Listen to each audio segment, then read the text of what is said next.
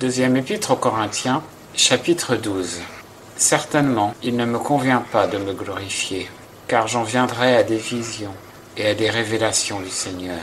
Je connais un homme en Christ qui, il y a plus de 14 ans, fut ravi jusqu'au 3e ciel. Entre parenthèses, si ce fut dans le corps, je ne sais. Si ce fut hors du corps, je ne sais. Dieu le sait. Et je sais que cet homme, entre parenthèses, si ce fut dans le corps ou si ce fut hors du corps, je ne sais. Dieu le sait. Fut ravi dans le paradis, ayant entendu des paroles ineffables qu'il n'est pas possible à l'homme d'exprimer. Je puis me glorifier d'être cet homme-là, mais je ne me glorifierai pas de moi-même, sinon dans mes infirmités. Si je voulais me glorifier, je ne serais pas imprudent, car je ne dirais que la vérité. Mais je m'en abstiens, afin que personne ne m'estime au-delà de ce qu'il voit en moi ou de ce qu'il m'entend dire.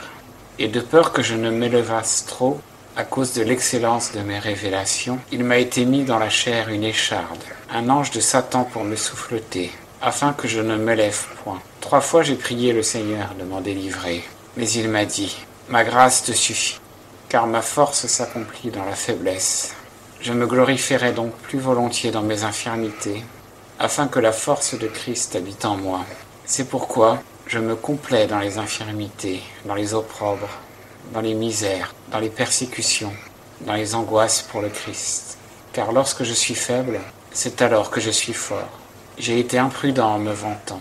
C'est vous qui m'y avez contraint, car je devais être recommandé par vous, vu que je n'ai été inférieur en rien aux plus excellents apôtres. Quoique je ne sois rien. Les preuves de mon apostolat ont éclaté parmi vous par une patience entière, par des prodiges, des merveilles et des miracles. Car en quoi avez-vous été inférieur aux autres églises, sinon en ce que je ne vous ai point été à charge? Pardonnez-moi ce tort. Voici pour la 3e fois, je suis prêt à aller vers vous. Et je ne vous serai point à charge, car ce ne sont pas vos biens que je cherche, c'est vous-même. Car ce n'est pas aux enfants à amasser pour leurs parents, mais c'est aux parents à amasser pour leurs enfants.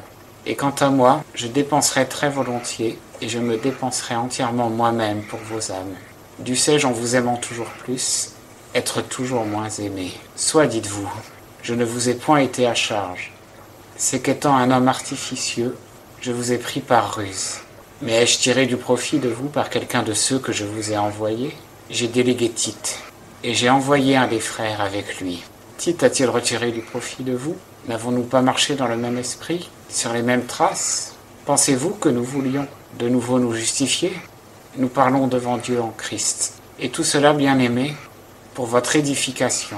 Car je crains qu'à mon arrivée, je ne vous trouve pas tel que je voudrais, et que vous ne me trouviez pas tel que vous voudriez, et qu'il n'y ait des contestations, des jalousies, des animosités, des dissensions, des médisances, des rapports, de l'orgueil et des troubles, et qu'en retournant chez vous, mon Dieu ne m'humilie, et que je n'ai à pleurer sur plusieurs de ceux qui ont péché précédemment, et qui ne se sont point repentis de l'impureté, de la fornication et des impudicités qu'ils ont commises.